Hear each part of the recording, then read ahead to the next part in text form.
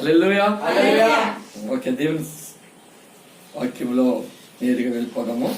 చిన్న ప్రార్థన చేసుకుని చిన్న వాక్యం చదువుకున్న తర్వాత చిన్న ప్రార్థన చేసుకున్నాం. దానియేలు గ్రంథము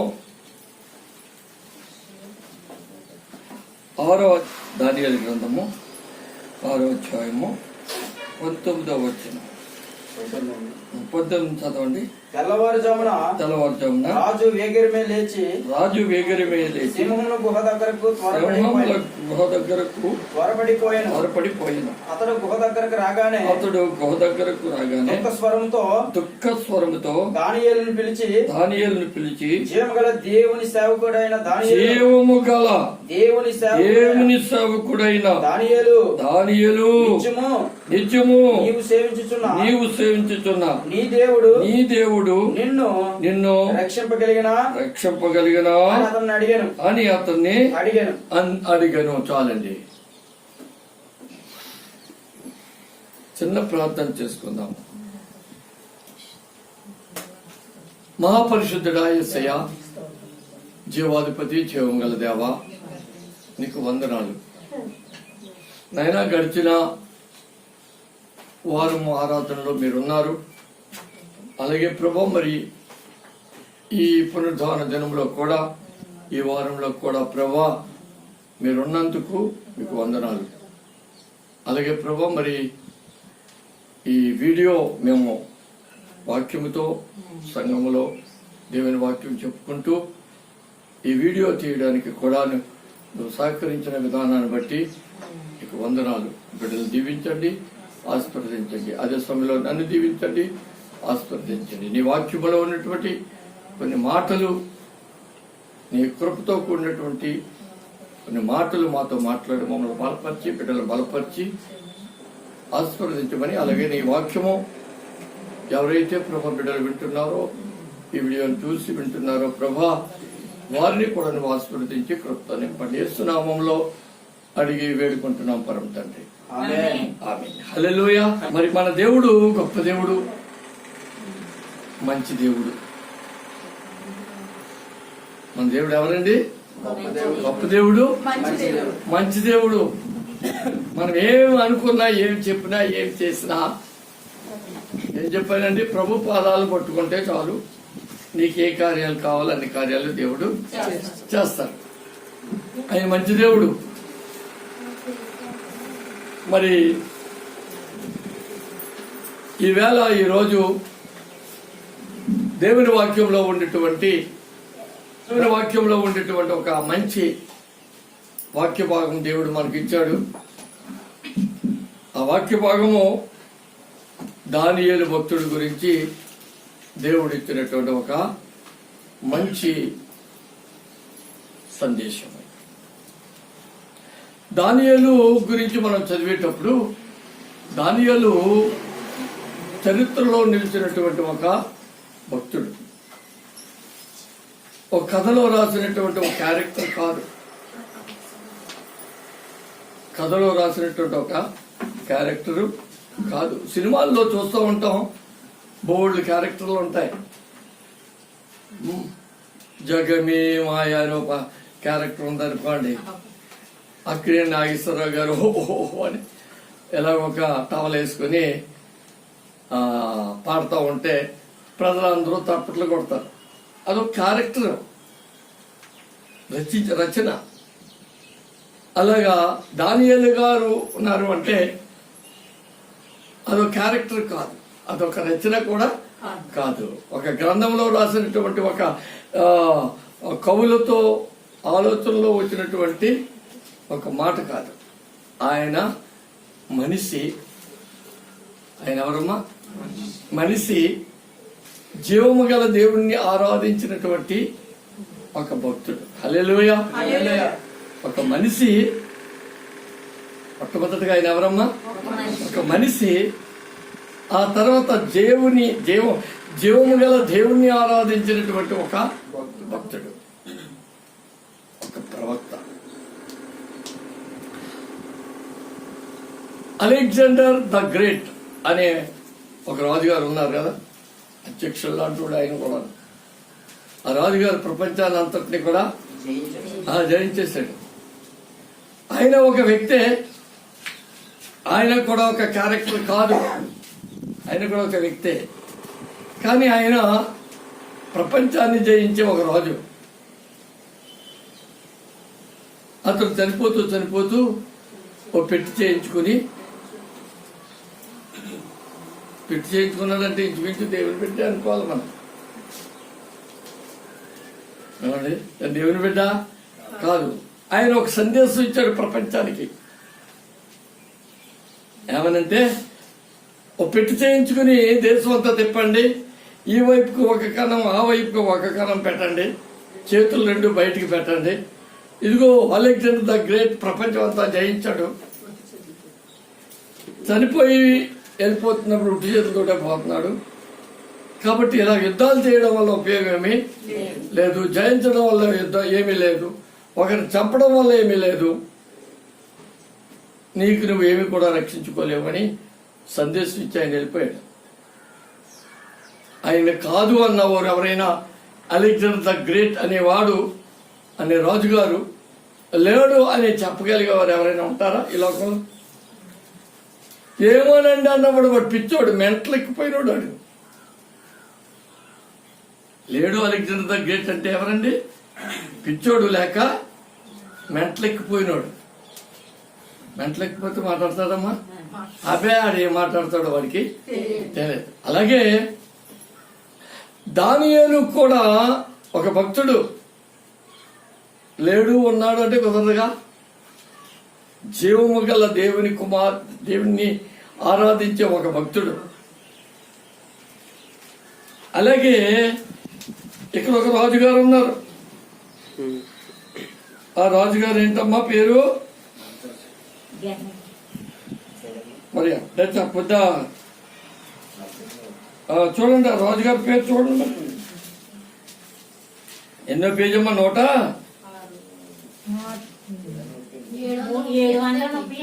738 పేజీలో రాజుగారి పేరు చెప్తలేదు. ఎలాగమ్మా మరి? చెప్పాలి త్వరగా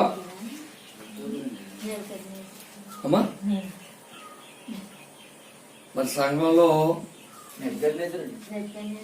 మరి ఎంతనే చెప్పొద్దా? దానియేలుగా ఉంది, ఎంత ఫేమస్ అండి. ఆయన ఏమంటున్నాడంటే దానియేలు దగ్గరికే రాజుగారు వచ్చారు. రాజుగారు వచ్చి, రాజుగారికి ఎంత శ్వాస ఉందో చూడండి. ఎవరు పిలుస్తున్నాడమ్మా? జీవము గల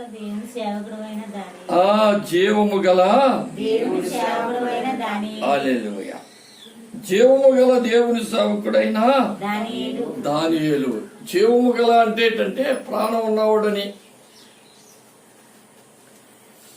ఒక అన్య రాజు యస్సు ప్రభువుని ప్రాణమున్న దేవుడిని అనే ఒక సెన్స్ వచ్చేలాగా, అర్థమయ్యేలాగా ఆ అన్యుడు చెప్తున్నాడు. ఎందుకు చెప్తున్నాడో తెలుసా అండి? ఈయనకి చాలా స్వప్నాలు వచ్చాయి, కళలు, అలాగే రకరకాల సమస్యలు వచ్చాయి. ఆ దేశంలో ఉన్నటువంటి జ్ఞానులను, మంత్రగాళ్లను, శకునగాండ్రులను, సకల విద్యా ప్రావీణ్యత కలిగినటువంటి పెద్ద పెద్ద వారిని అందరినీ పిలిచి, ఆస్థాన కవులను అందరినీ కూడా పిలిచి ఆయన కళకు అర్థం చెప్పమని 1-2 సార్లు చాలా అబ్జెక్షన్ చేశారు. ఆయన రాజుగారు కదా, మనం చెప్పాను పోయిన వీడియోలో. రాజుగారికి యస్సు ప్రభు యొక్క రాజ్యం ఏంటండి?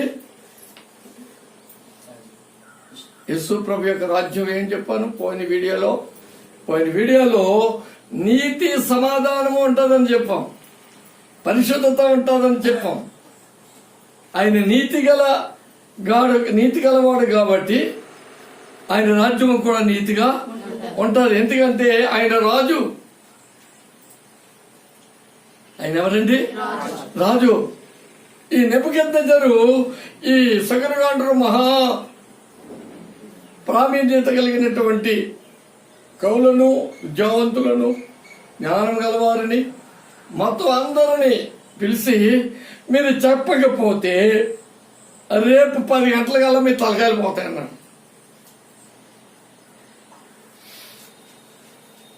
పోతాయా? పోవండి. ఆ పరిపాలన ఎవరిదండి? రాజుగారిది. హల్లెలూయా. ఎవరిదమ్మా పరిపాలన? డెమోక్రసీ అంటే అలా కాదండి. ఆ మధ్య కొన్ని సంవత్సరాల క్రితం ఒక కారం చేయడని ఒక గొడవ వచ్చింది. ఆ గొడవలో కొంతమంది చనిపోయారు. ఆ చనిపోయిన అందరినీ పడుకోబెట్టారు వరుసలు. పేపర్లో చూసాం మనం. అందరినీ చంపిన వాళ్ళు పట్టుకున్నారు. మేమే చంపామని అన్నారు. వాళ్ళందరినీ అరెస్ట్ చేశారు, కోర్టులో పెట్టారు, జైల్లో పెట్టారు. కొంతకాలం అయిన తర్వాత వీళ్ళు నిర్దోషులని విడిచిపెట్టి ఇంట్లోకి పోమన్నారు కోర్టు. ఆ పేపర్ ఏమని రాశాడంటే, చచ్చిపోవడం అబద్ధమా, చంపేయడం అబద్ధమా, నిర్దోషులని చెప్పడం అబద్ధమా అని 3 ప్రశ్నలు వేశారు వాళ్ళు. ఏంటమ్మా? చంపేయడం అబద్ధమా, చచ్చిపోవడం అబద్ధమా, నిర్దోషులని కోర్టు తీర్పు చెప్పడం అబద్ధమా అన్నారు. 3 రైతే. కోర్టు నిర్దోషులని చెప్పడం రైతే అమ్మా, వాళ్ళు చచ్చిపోవడం రైతే, చంపేయడం కూడా రైతే. చంపేస్తామని ఒప్పుకున్న వాళ్ళు కూడా ఉన్నారు. వాళ్ళే మేమే తప్పవండి అని. అయినా సరే నిర్దోషులు. అది డెమోక్రసీ, ప్రజాస్వామ్యం. రాజుగారు అలా కాదండి. తలకాయలు తీసేయాలంటే తీసేస్తారు. ఇంకెందులో తలకాయలు తీసేవే, ఎందుకు తీసావు, మేమేం చేసావు, తప్పేం చేసాం, ఇంకేం లేవండి. అలాగా యేసు ప్రభు రాజులకి రాజు. ఆయన రాజ్యము, ఆ రాజుగారు ఉంటారు. ఆయన యేసు ప్రభు. ఆయన నీతి గల రాజ్యము. ఎందుకని చెప్పాము?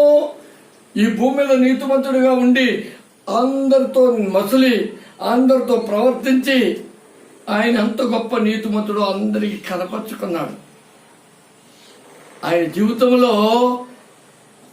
చిన్న డిఫాల్ట్ కూడా లేదు. ఆయన పరిశుద్ధుడు, ఆయన నీతిమంతుడు. కాబట్టి ఆయన నీతిమంతుడు కాబట్టి ఆయన రాజ్యంలో ఉంటదమ్మా, నీతే ఉంటది. హల్లెలూయా. అక్కడ కరోనా వైరస్లు, దుఃఖం, బాధలు, ఇలా గ్యాస్ అయిపోయింది, ఇలాంటివి ఉండవండి. ఏముండవు. అంత శాంతి సమాధానం ఉంటది. ఇదే వీడియోలో మనం పోయిన వారం మనం మాట్లాడుకున్నాం. గుర్తు తెచ్చుకోవాలా. మంచి మంచి మాటలు మనం ఏం చేయాలా? జ్ఞాపకించుకోవాలా. ఈ రోజైతే దానియేలు భక్తుడి గురించి చెప్పుకుంటున్నాం. దానియేలు భక్తుడు ఆయన చరిత్రలో ఉండేటువంటి ఒక భక్తుడు. ఆయన ఉన్నాడా లేడా అని అనడానికి వీల్లేదు, ఉన్నాడు. ఆయన చరిత్ర ఉంది. అలాగే యేసు ప్రభు వారు ఉన్నారా లేదా? ఉన్నారు. ఆయనకి చరిత్ర ఉంది. ఒక వీడియోలో యేసు ప్రభు వారు పుట్టలేదని అన్నాడు. ఒకసారి చూస్తే పుట్టలేదు అంటున్నాడండి. మరి చెప్పానుగా ఇందాక, అలెగ్జాండర్ ద గ్రేట్ పుట్టలేదు, ఆయన లేడు అని అంటే ఆ చెప్పిన వాళ్ళు ఎలాంటి వారైనా అభివర్ణించాం మనం. పిచ్చోళ్ళన్నా అవ్వాలి, మెంటలెక్కిపోయన్నా ఉండాలి. ఈ 2 పరిస్థితులు ఉంటేనే అతను ఆయన లేడు, రాజు పుట్టలేదు అని చెప్తాడు. అలాగే యేసు ప్రభు వారు పుట్టలేదు, ఆయన శిలువ మరణం పొందలేదు అని చెప్పిన వాళ్ళు అలాంటి వాళ్ళే. మన నోటితో చెప్పక్కర్లేదు ఇంకా. హల్లెలూయా. ఎందువల్లండి? ఎందువల్లమ్మా? ఆయనకి చరిత్ర ఉందమ్మా. ఆయన కలం నుంచి వచ్చినటువంటి క్యారెక్టరు కాదు. ఇందా చెప్పాను కదా, జగమే మాయ అన్నాడు అనుకోండి. అది కవి గారు రాసినటువంటి ఒక క్యారెక్టర్. యేసు ప్రభు జన్మము ఒక క్యారెక్టర్ కాదండి, ఎవరు రచించింది కాదు. ప్రభు చెప్పింది చెప్పినట్లుగా ఆయన జీవితం 3.5 సంవత్సరాల్లో ఏ చిన్న డిఫాల్ట్ కూడా లేకుండా ప్రభు నిన్ను నన్ను నడిపించాడు. ఆయన నడిచాడు. దేవునికి స్తోత్రం. ప్రభు నిన్ను నన్ను నడిపించాడు, ఆయన నడిచాడు. మరి ఈరోజు ప్రభువారు నడిపించారు, మరి ఆయన ప్రస్తుతానికి లేరు. ప్రస్తుతానికి మన మధ్యలో లేరు. ఆయన వెళ్ళిపోయి అన్నారా అయిందమ్మా. ఆ 3.5 సంవత్సరాలు తీసేస్తే, ఇప్పుడు 2020 సంవత్సరాలు తీసేస్తే ఇన్ని సంవత్సరాలు మనతో లేడు. ప్రస్తుతానికి లేడు అంటే మన కంటికి కనపడకపోవచ్చు, హల్లెలూయా, మన చెవులకి వినబడకపోవచ్చు, మన హృదయానికి అగోచరంగా ఉండొచ్చు. కానీ ఆయన ఉన్నారు. ఆయన ఉన్నారు కాబట్టే ఒక అన్యరాజు సాక్ష్యం ఇస్తున్నాడు. ఏమని సాక్ష్యం ఇచ్చాడమ్మా? జీవము గల దేవుని సేవకుడైనటువంటి దానియేలు, నువ్వు బ్రతికున్నావా, నీ దేవుడు నిన్ను రక్షించనా అని అనగానే దానియేలు ఏం చెప్తాడు తెలుసా? రాజు చిరంజీవి అవును గాక. హల్లెలూయా. ఎంత మంచి మాట అండి. ఆయనకి దేవుని భక్తుడు కాబట్టి ఆయనకి ఏం లేదమ్మా, కోపం లేదు. ఎక్కడ వేసేస్తాడు ఈయన? సింహం పోలే వేసేస్తాడు. కోపం వచ్చేదమ్మా, కోపం వచ్చేస్తుందా? మరి కోపం వచ్చేస్తుందా? ఓ పూట భోజనం పెట్టకపోతేనే కోపం వచ్చేస్తుంది అండి. భార్య భర్తలు ఉన్నారనుకోండి, ఉప్పు వేయలేదు అనుకో, ఇదేం ఉప్పు, ఇదేం కూర, ఇదేం లోకమైన ఇస్తాడు కంచం. కొంచెం సొక్కేసుకున్న వాళ్ళు అండి, సొక్కేసుకోలేనివాడు అయితే అలాగిస్తాడు, కొంచెం గొడవ పెడతాడు అంతే. మరి ఎంత ఎంత ఎన్నో అద్భుతాలు, ఎన్నో సాక్ష్యాలు చెప్పినటువంటి ఆయన కనకార్థాలు చెప్పినటువంటి ఆ రాజుగారే మళ్ళా తిరిగి ఏం చేశాడండి? మొట్టమొదట నువ్వు గొప్పవాడు, గొప్పవాడు, గొప్పవాడు, ఎంత నువ్వు దేవుడిని సేవించిన దేవుడు గొప్ప దేవుడు, గొప్ప దేవుడు అని చెప్పినటువంటి ఆయనే సింహాల బోన్లో వేసేసాడు. కోపం రాదండి? రాలేదు. దేవునికి స్తోత్రం. చెప్పవలే అని అనలేదు. ఏమన్నాడండి? ఆశీర్వాదిస్తున్నాడు, ఆశీర్వాదిస్తున్నాడు రాజు. చిరంజీవి అంటే అర్థం ఏంటమ్మా? చిరకాలము ఆ ప్రాణంతో జీవించు అని. ఈయన అంటుంటే ఆయన ఏమంటాడమ్మా రాజుగారు? అన్యుడు జీవము గల దేవుని సేవకుడైన దానియేలు అంటే నువ్వు పూజించే దేవుడికి ఏముందమ్మా?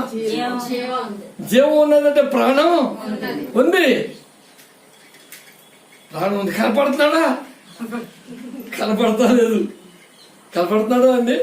కనపడతా లేదు. మరి ఈయనకి ఎలా తెలుస్తుంది ఈ అన్యుడైనటువంటి రాజుకి? అదే సాక్ష్యము, అదే సాక్ష్యము. అలాంటి దేవుని గురించి మనము ఈరోజు దేవుని వాక్యము చెప్పుకుంటున్నాం కదండి. కనపడతా లేనటువంటి రాజుగారు దేవుని గురించి మనము దేవుని వాక్యము ఒక 3 పాయింట్లు చెప్పుకొని ఒక 2-3 వాక్యాలు చూసుకుని జీవము గల దేవుడైనటువంటి యేసయ్య ఎన్ని గొప్ప కార్యాలు చేస్తాడో మనం ఒకసారి చూద్దాం. చూడండి, కీర్తన గ్రంథము 9వ అధ్యాయము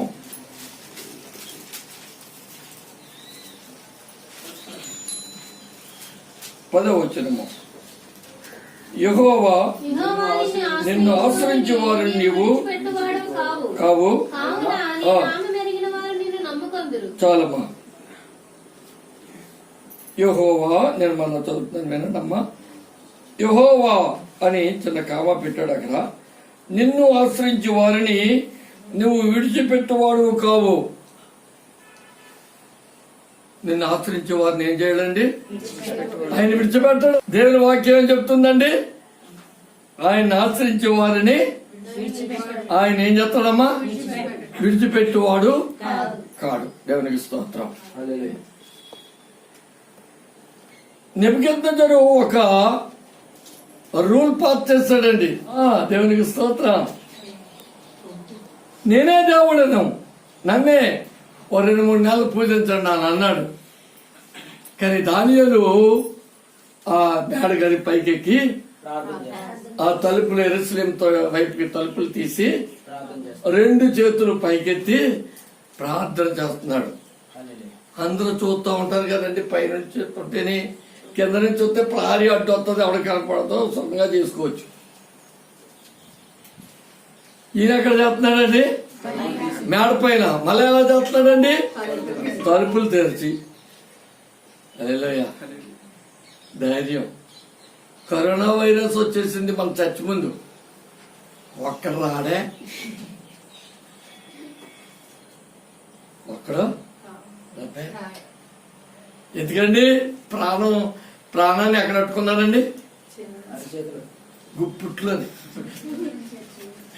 ప్రాణాలు ఎక్కడ పట్టుకున్నారమ్మా? గుప్పుట్లో పట్టుకుని ఒక్కడు రావట్లేదు.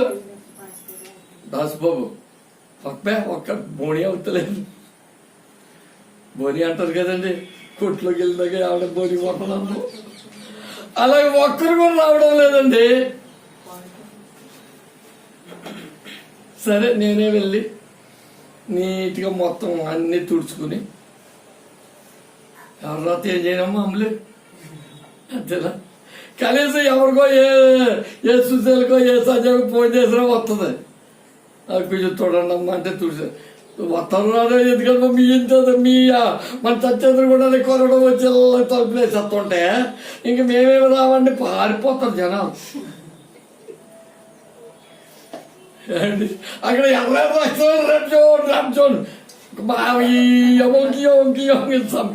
ఇక్కడ పట్టుకుని ఎవరు వస్తారండి? ప్రభు మరి నువ్వేమన్నావు అండి? మరి నువ్వేమన్నావు ప్రభు అని తలుపులు తీసుకొని చక్కగా ఒక అరగంట ప్రార్థన చేసుకుని తిన్నగా ఇక్కడికి. కాబట్టి ప్రియమైన సోదరి సోదరుడా, భయం లేదు, దిగులు లేదు. మన దేవుడు నీకు తోడుగా ఉంటే మనం ఎప్పుడు సిద్ధపాటులోనే ఉండాలిగా. దేవుడు ఏం చెప్పాడు? నువ్వు సిద్ధపాటులో ఉండు. నేను సిద్ధపాటులోనే ఉన్నాను ప్రభు అని వెళ్ళాను. హాయిగా ప్రార్థన చేసుకుని వచ్చేసాం. కాబట్టి ప్రియమైన సోదరి సోదరుడా, మరి ఆ నెబుకద్నెజరు దానియేలు గురించి జీవము గల దేవుని సేవకుడు అయినటువంటి దానియేలు అని పిలిచాడు. ఇక్కడైతే దేవుని వాక్యము కీర్తనకారుడైనటువంటి దావీదు భక్తుడు ఎలా రాస్తున్నాడు? ఏమంటున్నాడమ్మా? నిన్ను ఆశ్రయించే వారిని. హల్లెలూయా. ఆయన మరి ప్రార్థన చేస్తున్నాడు. కిటికీలు తెరిచి దానియేలు. రాజుగారు ఆర్డరు, ఎవరిని పూజించాలా? ఆయన ప్రతిమనే పూజించాలా? పూజించకపోతే తీసుకు పట్టుకురండిరా అని దానియేలు కిందకు దించి దానియేలుని సింహాసనంలో వేసేస్తారు. వేయలేదండి అన్న వాళ్ళు ఎవరైనా ఉన్నారండి లోకంలో? అంటే కనుక వాళ్ళు ఎవరమ్మా? పిచ్చోళ్ళు అన్నావాలి, మెంట్లెక్కన్నా ఉండాలి.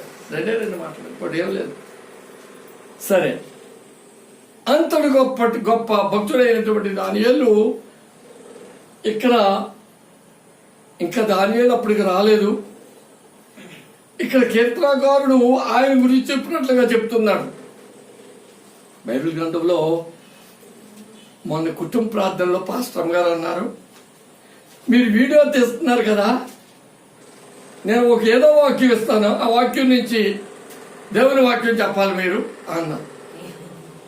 ఆవిడంటే నేనేమనుకుంటున్నానంటే ఇదేమి క్రిటికల్ పాయింట్ మాట్లాడుతున్నామండి.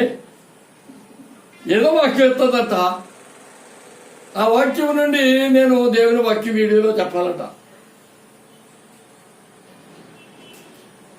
మరి సాధారణంగా కాగితాల మీద రాసుకుంటారు కదా, దేవునికి స్తోత్రం. కాగితాల మీద ఏం రాసుకోలేదండి ఓయ్, దేవుని మాటలే చెప్పుకుంటున్నాం. హల్లెలూయా. వచ్చిన మాటలే చెప్పుకుంటాం మనం. అయితే ఓకే, వాక్యం అండి, ఒక వాక్యం, దాని నుంచి వీడియో మాట్లాడతాం. దేవుడు ఎలా మాట్లాడతాడో వీడియో చూద్దాం అన్నాం. వీడియో చూద్దామంటే ఈ వాక్యం ఇచ్చారు పాస్టరమ్మ గారు. ఇప్పుడు చెప్పుకొని చదువుకున్న వాక్యం ఏంటంటే అది, నిన్ను ఆశ్రయించువాడు విడిచిపెట్టడు, నిన్ను విడిచిపెట్టడు. ఎప్పుడండి విడిచిపెట్టడం ఉంటాడు ఆయన్ని? దానియేలు ప్రార్థన చేస్తున్నాడు. ఆ రాజుగారు చెప్పిన ఆటని అతిక్రమించినట్లే కదా. రాజుగారు ఎంత మంచోడు దానియేలైనా ఆయనకి అయిష్టంగా ఉన్న సింహాల భూమిలో వేసేస్తాడు. అప్పటికి సింహాలకి 2-3 రోజులు తిండేటం తెలుసా. లోపలికి పడిన వెంటనే గుడికేలా మింగేస్తాయి, లేకపోతే కరకరమని నవలేస్తాయి. కానీ ఈ మాట దానియేలు దావీదు భక్తుడు చెప్తున్నాడు. ఆయన గురించేమో, దేవునికి స్తోత్రం, ఆయన గురించేమో. ఎందుకంటే దేవుని వాక్యములో నేను చాలా సార్లు మనం చెప్పుకుంటూ ఉంటాం కదా, యెషయా గ్రంథంలో ఉండే మాట, దేవుని వాక్యం కొంచెం అచ్చట కొంచెం ఎచ్చట, సూత్రం వెంబడి సూత్రము, ఆజ్ఞ వెంబడి ఆజ్ఞ. హల్లెలూయా. ఇవన్నీ క్రోడీకరించుకుంటే దేవుని వాక్యం వస్తుంది. సరే చెప్పండి అనేటప్పుడు, ఈ వాక్యం చెప్పినప్పుడు దాన్నే నేను ఈరోజు వాక్యం చెప్తున్నాను. దేవునికి స్తోత్రం.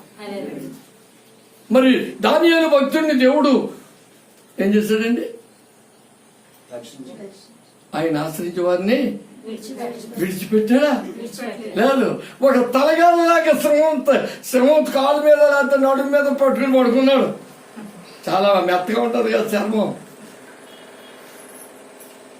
ఇంకా గుచ్చుకుంటాయేమో, దుమ్ములని పింజల్లో జరుగుంటాయి కూడా ఆ పులులు అసలు వాళ్ళను. మరి ఇక్కడ మన పాయింట్ మనం మాట్లాడుకుందాం. ఇలాగ ప్రపంచంలో ఇలాంటి విషయము ప్రపంచంలో ఎక్కడైనా ఎప్పుడైనా ఎవరికైనా జరిగిందా? ఎన్ని ప్రశ్నలమ్మా? ఎక్కడైనా ఎప్పుడైనా ఎవరికైనా చెప్పండి చూద్దాం. మరి అందుకనే ప్రభువుని నమ్ముకోవాలమ్మా. ప్రభుడు ఏం చేయాలా? నమ్ముకోవాలమ్మా, నమ్ముకోవాలి. నమ్ముకోవడం అంటే ఏంటండి? మళ్ళా ఇదే విషయం పాస్టరమ్మ గారు ప్రశ్న వేశారు. ఈ కుటుంబ ప్రార్థనలో వేసుకుంటా ఉంటామండి ఇలాంటి ప్రశ్నలు. విశ్వాసంతో వినటం వల్ల విశ్వాసం వస్తుంది అంటున్నారు కదండి. ఏంటండి వినటం వల్ల విశ్వాసం ఏంటండి అని అడిగింది. విశ్వాసం అంటే ఏంటండి అని అడిగారు పాస్టరమ్మ గారు. విశ్వాసం అంటే ఏంటి చెప్పండి అమ్మా. పౌలు విశ్వాసం అంటే ఏంటండి? పరీక్ష, నిరీక్షణ అంటే ఏంటండి? విశ్వాసం అంటే ఏమి కాదండి, నమ్మకమే. కానీ దానికి మంచి అర్థం ఏంటంటే, వాళ్ళ దగ్గర పిల్లలందరూ ఇలా తీసేసి నాకు కొత్త పిల్లలు, నాకు కొత్త వైపు ఉంటారు, అంకుల్ గారు అంటాను నేను. మా మనవరు లాగేయడమే అండి, అందంగా ఉంటుంది కదా కవర. సరే, విశ్వాసం అంటే ఏమీ లేదండి, ఒకే ఒక్క అర్థము. ప్రభువుని నీ సొంత రక్షకుడిగా అంగీకరించడమే విశ్వాసం. హల్లెలూయా. విశ్వాసం అంటే ఏంటమ్మా? ప్రభువుని నీ సొంత రక్షకుడిగా అంగీకరించడమే విశ్వాసము. ఇంకోటి ఏమి లేదు. విశ్వాసం అంటే అర్థం ఇంకోటి ఏమి లేదు, ఇదే అర్థము. ఒక మాట చదువుతాం చూడండి. రోమీయులకు రాసిన పత్రిక 10వ అధ్యాయము 17వ వచనము. కాగా వినుట వలన విశ్వాసము కలుగును, వినుట క్రీస్తును గూర్చిన మాట వలన కలుగును. విశ్వాసం అనే మాట అంట ఎవరి గురించి వినాలంటండి? యేసు ప్రభు గురించి వినాలా. వినుట వలన ఏ మాట వినాలండి?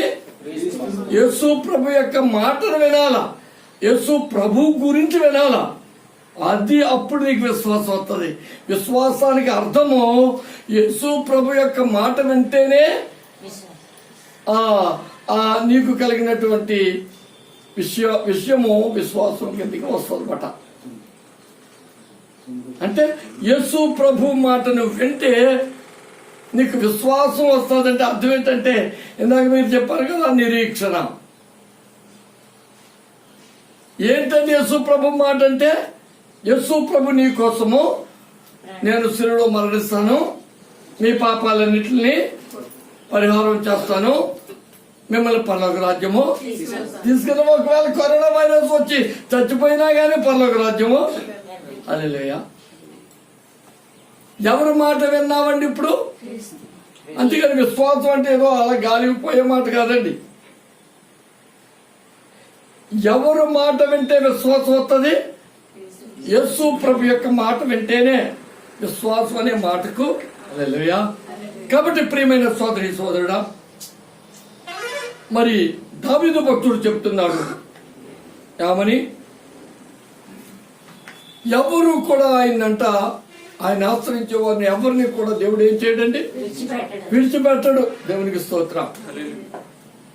ఆయనకి మహా అనుభవం ఉంది అందులో. ఎందుకంటే ఆయన శ్రమలు పాలైపోయాడు. దావీదు శ్రమలు పాలైపోయాడు. చాలా ఇంకా చనిపోతాడేమో, ఆ రాజు సౌలు వచ్చి చంపుతాడేమో అనే భయం వెంటాడింది. కానీ ఆ దేవుడు ఆయన్ని విడిచిపెట్టకుండా తిన్నగా తీసుకొచ్చి రాజసింహాసనం మీద కూర్చోబెట్టాడు. హల్లెలూయా, హల్లెలూయా. కాబట్టి ప్రియమైన సోదరి సోదరుడా, దేవుని యొక్క పిల్లలుగా ఇది చరిత్రలో నిలిచిపోయినటువంటి విషయముగా దేవుడు నిరూపించినటువంటి ఒక గొప్ప కార్యక్రమముగా మీరు బైబిల్ ఏం చేయాలండి? వినాలి. బైబిల్ వినాలి అంటే బైబిల్ వినాలంటే ప్రభుని వింటున్నావు, ప్రభు మాట వింటున్నావు.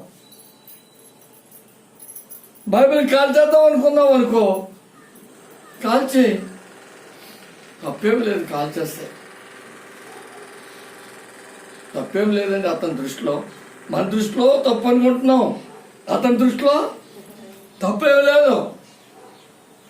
ఎందువల్ల అతను ఇంకా ప్రభు మాట వినలేదు. ప్రభు మాట వినలేదు. ప్రభు మాట వింటే బైబిల్ని ఎలా ఎత్తుకుంటాడు? హల్లెలూయా. బైబిల్ ఎలా ఎత్తుకుంటాడమ్మా? నెత్తి మీద పెట్టుకుని బైబిల్ని గౌరవిస్తాడు. జీవము గల దేవుడిని నేను ఆరాధిస్తున్నానని సాక్ష్యం చెప్తాడు ప్రపంచమంతా. ప్రియమైన సోదరి సోదరుడా, అలాంటి బైబిల్ గ్రంథము ఇప్పుడు ప్రపంచమంతా ఉంది. ప్రపంచంలో మహామహా జ్ఞానవంతులు అందరూ కూడా బైబిల్ని అసలు ఏమిటి బైబిల్ అని చదువుతున్నారు. జ్ఞానం ఉన్నవాడు ఏమిటి బైబిల్ అని, లేకపోతే ఏమిటి రామాయణం అని, ఏమిటి భగవద్గీత అని చదవాలి. గుడ్డిగా ఎవరు ఇప్పుడు మనం ఉన్నాం అనుకోండి, ఓ పాస్టర్ గారు ఒక ఆయన అన్నాడు, చదువులేని వాళ్ళకి వెళ్ళి చెప్తుంటే వాళ్ళు నమ్ముతున్నారండి అని అంటున్నాడు ఒక ఒక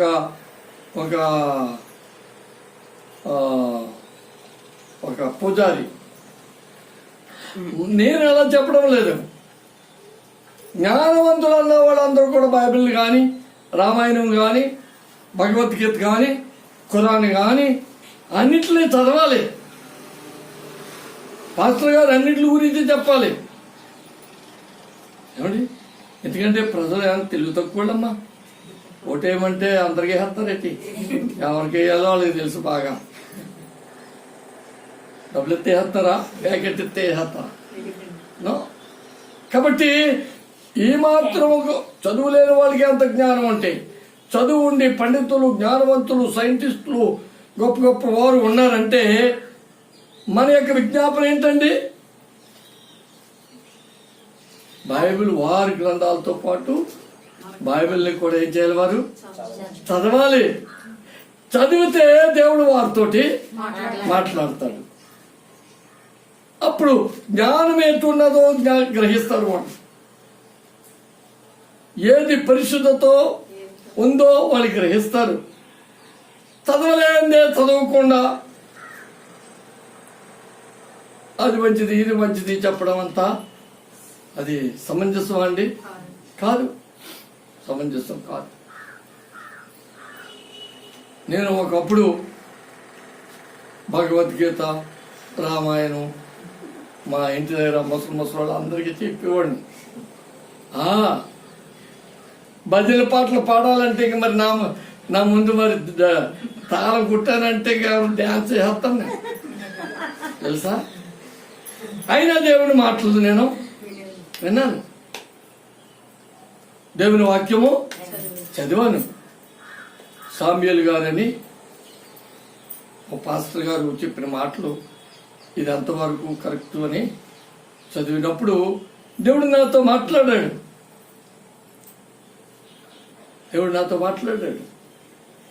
అప్పటి నుంచి దేవుని యొక్క సేవ చేస్తూనే ఉన్నాం. ఇప్పుడు నాకు 66 సంవత్సరాలు. అయినా దేవుని మాటలు చాలా అనర్గళంగా చెప్పుకుంటూ ఉన్న మట్టుకే దేవుడు ఏం చెప్పాడండి? మనం చెప్పుకున్నాం కదా, సతీష్ కుమార్ గారికి 1,00,000 మంది 2 లక్షలు 10 లక్షలు ఇస్తారండి. దేవుడిష్టం అమ్మ, దేవుడిష్టమేనా? ఇప్పుడు 2 లక్షలు ఉన్నారు, ఇంకో 3 లక్షలు ఇస్తారు, మొత్తం 5 లక్షలు అవుతారు ఆయనకి. దేవునికి స్తోత్రం. దేవుడు ఆయన్ని, ఆయన కుటుంబాన్ని, వారి బిడ్డల్ని, వారి సంఘాన్ని దేవుడు దీవించునుగాక. ఆమేన్. మనకి 30 మందే ఉన్నారు, 15 మందే ఉన్నారు. మన సంఘాన్ని, మన కాపరిని, మన బిడ్డల్ని దేవుడు అంతేనా అండి? కాబట్టి వారి సంఘంతో ఉన్నాడని నువ్వు గట్టి తలపడితే నీ కన్ను దెబ్బతింటాయి, కళ్ళు దెబ్బతాయి. కాబట్టి మనం సంతోషముగా దేవుణ్ణి ఆరాధించాలి, అందరినీ ప్రార్థన చేయాలి. భక్తులందరినీ, దేవుని భక్తుల్ని ప్రార్థన చేయాలి. వారి కోసం దేవుని భక్తులు కాలేనటువంటి మన చుట్టూ చూడండి ఎన్ని మేడలు ఉన్నాయో. వారందరి కోసం మనం నిత్యం ప్రార్థన చేస్తున్నాం, చేయాలి కూడా. అది మన ధర్మం. దేవుడు చెప్పాడు, సర్వలోకానికి వెళ్ళి సర్వసృష్టికి సువార్త ప్రకటించండి, ప్రార్థన చేయండి అని చెప్పాడు. మనం అలా చేద్దాం అంతే. ఎంతమంది ఉన్నాం అనేది కాదు, ఎంత భక్తి ఉన్నది అనేది కావాలి మనకి. ఆ భక్తి మనం కొద్దిగా నేర్చుకుని, అంతేనా రత్నం గారు? మనం అంతగానే దేవుళ్ళో ఉన్నమట్టుగా ప్రార్థన చేసుకుని మనకి తోసుని మాటలే దేవుళ్ళో చెప్పుకుంటున్నాం. మన బైబిల్ పండితులమా కాదు. దేవుని మాటలు చదువుకుని ఇది బాగుంటుందమ్మా మాట, ఆ మాట బాగుంటుందమ్మా అని మనందరూ కూడా కొద్దిగా చదువుకోలేని వాళ్ళం కదా. నేను ఏది చెప్తే అదే మీకు వేదం అండి. అంటే తప్పులు చెప్తామా మనం? అన్ని దేవుళ్ళో బలపడడానికే చెప్పుకుంటాం. ఎవరు చెప్పినా, ఏ పాస్టర్ గారు చెప్పినా కొంచెం అటు కొంచెం ఇటు చెప్తారు, అంతే కదండి. రంజిత్ వఫీర్ గారు ఉన్నారనుకోండి, ఆయన వాక్యంలో ఉన్న ఈ మూల నుంచి ఆ మూలకి ఏ ప్రశ్న అడిగినా చెప్పగలరు ఆయన దేవుడు అంత జ్ఞానం ఇచ్చాడు.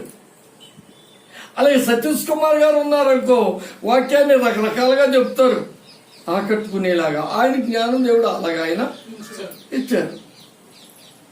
అలాగే మనం ఉన్నాం అనుకోండి, మన జ్ఞానం మనదే, బుల్బుల్ జ్ఞానం. మన జ్ఞానం మనకి సరిపోతుందండి. ఏమన్నా సరిపోతుంది. మరి యూట్యూబ్లో సరిపోతుందో చాలదో నాకు తెలదు. కానీ ఏమండి, యూట్యూబ్లో ఉన్న వాళ్ళకి మన యొక్క జ్ఞానంతో కూడిన మాటలు సరిపోతాయో చాలవు. కానీ నేను అనుకుంటున్నాను ఇది తప్పనిసరిగా సరిపోతుందని విశ్వాసంతో నమ్ముతున్నాను. ఎందుకంటే దేవుడు ఇచ్చినటువంటి వాక్యము చరిత్రతో కూడినటువంటి వాక్య భాగము. దానియేలు ఉన్నాడు, యేసు ప్రభు ఉన్నాడు, అలెగ్జాండర్ ద గ్రేట్ ఉన్నాడు. వీళ్ళ ముగ్గురు గురించి చెప్తున్నాం మనం ఈరోజు. దానియేలు చరిత్రలో ఉన్నారు, అలెగ్జాండర్ ద గ్రేట్ కూడా చరిత్రలో ఉన్నాడు, యేసు ప్రభు కూడా చరిత్రలో ఉన్నారు. ఎవరికి స్తోత్రం. ఆయన క్యారెక్టర్, ఆయన బుద్ధులు ఉన్నాయి. యుద్ధం చేసి చివరికి చచ్చిపోయి ఉడి చేతిలో పోయాడు అలెగ్జాండర్ ద గ్రేట్. దానియేలు భక్తుడు ఉన్నారు, సింహాల బోన్లో వేసినా కానీ ఆయన సింహాలు కూడా ఏం చేయలేకపోయాయి. యేసు ప్రభు వారు కూడా ఉన్నారు, ఆయన శిలువలో మరణించారు, రక్తం కార్చారు, సమాధిలో పెట్టబడ్డారు. 3వ రోజున మృత్యుంజయుడై పైకి లేచారు. సుమారు 40 రోజులు అందరితో మాట్లాడాడు, అందరితో సంచరించాడు. ఆయన సజీవుడుగా శరీరధారుడుగా పరలోక రాజ్యం దేవుడు వెళ్ళిపోయాడు. కాబట్టి ఈ 3 చరిత్రలు కూడా జరిగిన విషయాలు ఇందాక చెప్పాను కదా. ఇది జరిగిందా లేదా అంటే ఎవరై ఉండాలండి? పిచ్చివాడన్నా అయి ఉండాలా, మెంటల్ అన్నా ఎక్కువ ఉండాలా. కాబట్టి యేసు ప్రభుని సందేహించకూడదు. యేసు ప్రభుని ఆయన ఏం చెప్పాడంటే, చివరిగా నేను ముగిస్తాను. యేసు ప్రభు ఏం చెప్పాడంటే, మీ పాపాలు వదిలిపెట్టుకుని మారు మనసు పొందుకుని నా దగ్గరికి రండి. Very simple. మీకు పరలోక రాజ్యము ఇస్తాను. నేను ముగిస్తాను, చాలా జాగ్రత్తగా వినండి. చివరి మాటలే మంచిగా ఉంటాయి. పెసరట్లు తిన్నారా ఎప్పుడన్నా? మంచి అల్లం ఇవన్నీ వేసి తింటే చాలా టేస్ట్గా ఉంటాయి. అలా చివరి మాటలు అంత టేస్ట్గా ఉంటాయి. కాబట్టి ఎవరైతే నా దగ్గరికి వస్తారో వారికి పరలోక రాజ్యం ఇస్తాను అని అన్నారు ఆయన. ఒక జ్ఞానవంతుడు వచ్చి ఆయన అంటే మేము వినాలా, ఆయన అంటే మేము వినాలా, మాకేం పని లేదా అని అన్నాడు అనుకోండి. మనం ఏమన్నాలంటే వినాలండి అని అనాలి. ఎందుకు వినాలో నువ్వు కూడా చెప్పగలిగి ఉండాలి. ఆయన అంటే మీరు వినాలి, నేను వినాలా అంటే వినాలండి అని అంటూ ప్రభువారు 3.5 సంవత్సరాల్లో ఆయన్ని చదివి, ఆయన నిశ్చితంగా పరిశీలించి, ఆయన గొప్ప కార్యాలను కళ్ళుతో చూసి, ఆయన మాటలని చెవులతో విని, ఏంటండి ఆయన మాటల్ని చెవులతో విని చూసినటువంటి మనందరము ఆయన చెప్పిన మాటలు కూడా ఏం చేయాలండి? చివరి మాటలు వినాల. ఎందుకంటే ఈ లోకములో, మరొకసారి చెప్తున్నాను ఈ మాట చాలా బాగా వినండి ప్రియమైన సోదరి సోదరుడా, ఆయన ఈ లోకములో చేసినటువంటి, చూపించినటువంటి కార్యాలు, గొప్ప కార్యాలు, మహత్ కార్యాలు, ఆశ్చర్య కార్యాలు ఈ లోకంలో ఎవరు చేయలేరు, చూపించలేరు, మాట్లాడలేరు. మంచి మంచి మాటలు మాట్లాడితే మాట్లాడొచ్చేమో కానీ ఎవరు చూపించలేరు, ఎవరు చేయలేరు. ఇప్పుడుకొచ్చి ఇదిగోనండి పలానా గ్రంథంలో మేము చదివామండి, అది చరిత్ర గ్రంథం అండి, ఆయన ఎలా చేశారండి అని చూపించలేరు ఎవరు. హల్లెలూయా. గుడ్డివాడు నడవాలండి, ఎవరు తరవండి? గుడ్డివాడు చూడాలండి, ఎవరు తరవండి? చనిపోయినోడు బ్రతకాలండి, ఎవరు తరవండి? సమాధి పెట్టి 4 రోజులు కులిపోయిన తర్వాత బ్రతకాలండి, ఎవరు తరవండి? ఎవరి తరం అండి? దేవుని యొక్క తరం, యేసు ప్రభు యొక్క తరం. అందుకే నా మాట వినండి అని అంటున్నాడు ఆయన. నువ్వు జ్ఞానవంతుడు అయితే, నువ్వు తెలివైన వాడు అయితే, నీకు మంచి జ్ఞానం ఉంటే, నీ హృదయం శుద్ధిగా ఉంటే, అసలు దేవుడు ఎవరు, మంచి దేవుడు ఎవరు, పరిశుద్ధుడు ఎవరు అని అన్వేషణ నీలో ఉంటే, ప్రభు మాటలు ఏం చేయాలండి? మనం వినాలి, నమ్మాలి. వినాలి, నమ్మాలి.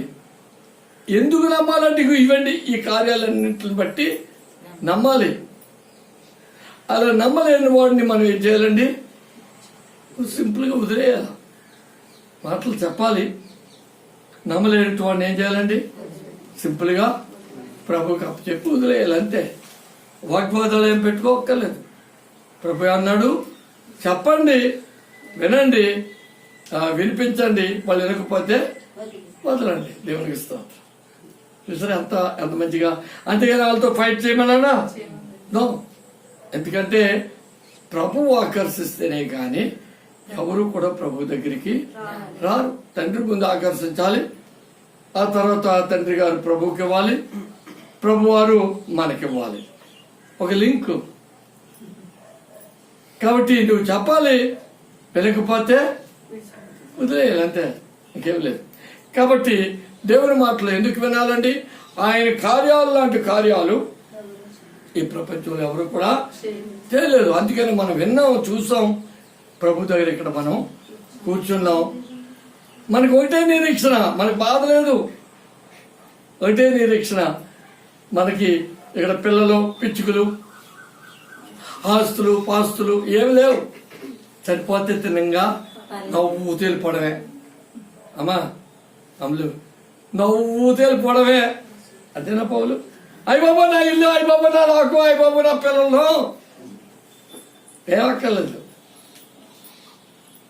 ప్రభువారు అన్ని కూడా చూడాలి. నీ పిల్లల్ని ఎంతవరకు చూడాలో ఆయనకి తెలుసు. నిన్ను ఎంతవరకు కాపాడాలో ఆయనకి తెలుసు. ఎందుకంటే మరి ప్రభువారు దానియేలు బ్రతికించాడా? బతికించాడమ్మా. బతికించిన తర్వాత సరిగ్గా వినండమ్మా, అయిపోయింది. గతమా సరిగ్గా అయిపోయింది అంటున్నారా? ఇంకా అవుతలేదు. ఏనండి, అయిపోయింది. దానియేలు బ్రతికించారా? బతికించాడు. బతికించిన తర్వాత ఉట్టు కట్టుకుని ఉయ్యాలు ఊగుతా ఉన్నాడండి దాసుబాబు. అమ్మా అమ్మ, దానియేలుతో బతికించాడా అండి? దానియేలు బతికించిన తర్వాత ఏం చేశాడమ్మా? ఆయన ఒక రోజుని నిద్రించాడో లేదండి? మరి ఆయన ఎంత గొప్పగా చేశాడు, అలాగే బతికితో కూర్చున్నాడా? నో. కాబట్టి మనం కూడా ఒక రోజున నిద్రిస్తాం. అయితే ఏది చెడ్డ, ఏది మంచి, ఏది జ్ఞానము, ఏది పరిశుద్ధత, అది గ్రహించాలి. వాడే నిజమైన జ్ఞానవంతుడు. దాన్ని పట్టుకుని మనము ముందుకి వెళ్ళాలి. ప్రభు యొక్క ఆశీర్వాదము పొందుకోవాలా, ప్రభు యొక్క నిరీక్షణ మనము పొందుకోవాలా. విశ్వాసంతో ప్రభుని వెంబడించాలి. దేవుడి తన వాక్యము దీవించని కాక ప్రార్థన చేసుకుందాము. ప్రార్థన. మహాపరిశుద్ధుడా యేసయ్యా, నీకు వందనాలు. చరిత్రలో నీ వంటి గొప్ప చరిత్ర కలిగినటువంటి గొప్ప దేవాది దేవుడు ఎవరున్నారు బాబు? నీవే తండ్రి. మా కోసం నాయన మరి ప్రవచన రూపంలో కన్య మరియమ్మ గారి యొక్క గర్భాన్న యేసు ప్రభుగా జన్మించి నాయన 33.5 సంవత్సరాలు ఈ లోకంలో ఉండి 3.5 సంవత్సరాలు సువార్తను ప్రకటించి ఈ 3.5 సంవత్సరాలు అనేక మంది ప్రజలతో మమేకమై అనేక గొప్ప కార్యాలు, అద్భుత కార్యాలు, ఆశ్చర్య కార్యాలు, పరిశుద్ధమైనటువంటి ప్రవర్తన, పరిశుద్ధమైనటువంటి మాటలు, జీవముతో ఉన్నటువంటి కార్యాలు, ఎన్నో కార్యాలు నువ్వు చేసి గుడ్డి వాళ్ళని నడిపించావు, గుడ్డి వాళ్ళు చూపించావు, మగవాళ్ళతో మాట్లాడించావు, చనిపోయిన వారిని బ్రతికించావు, దయ్యాలు వెలగొట్టావు నాయన. అనేక రోగాలను బాగు చేసావు, కుష్ఠరోగులను బాగు చేసావు. దేవా నీకు వందనాలు. గుడ్డి వాళ్ళని గంతులు వేయించావు. ఎంత గొప్ప కార్యము. 4 రోజులు సమాధిలో పెట్టినటువంటి లాజరును బ్రతికించావు. ఇన్ని గొప్ప కార్యాలు చేసే గొప్ప దేవుడు, చరిత్ర కలిగినటువంటి దేవుడు కాబట్టి ప్రభువా ఎంతో గొప్ప అద్భుతమైనటువంటి నీ మాటలు మేము విని దాని ప్రకారంగా జీవించడానికి మేము ఇక్కడ కూర్చుని నిరీక్షణతో విశ్వాసంతో నాయనా నీ యొక్క రెండవ రాకడ కోసం మేము నిరీక్షణతో వేచి ఉన్నాము. మమ్మల్ని అందరినీ ఆశీర్వదించండి. అలాగే ప్రభువా ఈ యూట్యూబ్లో నాయన ఈ వీడియో చూస్తున్నటువంటి నీ ప్రియమైనటువంటి పిల్లలందరినీ కూడా నువ్వు ఆశీర్వదించండి. నిన్ను తెలుసుకునే భాగ్యము, చరిత్రలో నిలిచిపోయినటువంటి గొప్ప దేవుడు యేసయ్య అని వారు తెలుసుకునే భాగ్యం వారికి కూడా ప్రేమతో దయతో వారికి కూడా నువ్వు దయచేసి తెలియచేసి నీ యందు నిరీక్షణ కలిగి నీ యందు విశ్వాసం కలిగి జీవించడానికి వారికి కూడా మీ సహాయము కృప అందచేయండి. ప్రియ బిడ్డలందరినీ రాలేనటువంటి బిడ్డలతో కూడా నువ్వు మాట్లాడండి. ఎందుకంటే ప్రభా ఈ కరోనా వైరస్తో భయంతో అసలు రావడం లేదు ప్రభా, ఎవరు రావడం లేదు. వచ్చిన బట్టికి నాయన ఈ 4-5 బిడ్డలు కూడా నువ్వు ఆశీర్వదించి కృపతో నింపండి. యేసు నామములో అడిగి వేడుకుంటున్నాం పరమ తండ్రి. యేసు రక్తమే జాయం, యేసు రక్తమే జాయం, యేసు రక్తమే జాయం. యేసు నామానికి సంపూర్ణ జయం కలిగిన గాక, అపవాది క్రియలకు అనంత నాశనము కలిగిన గాక, యేసు నామము స్తుతించబడిన గాక. ఆమేన్. మన తండ్రి దేవుని ప్రేమయు ఆయన కుమారుడైన యేసుక్రీస్తు కృపయు పరిశుద్ధాత్మ అన్యోన్య సహవాసము మనందరికీ సదాయాల కాలం తోడై ఉండి నడిపించును గాక. ఆమేన్, ఆమేన్, ఆమేన్. అందరికి వందనాలు. హల్లెలూయా.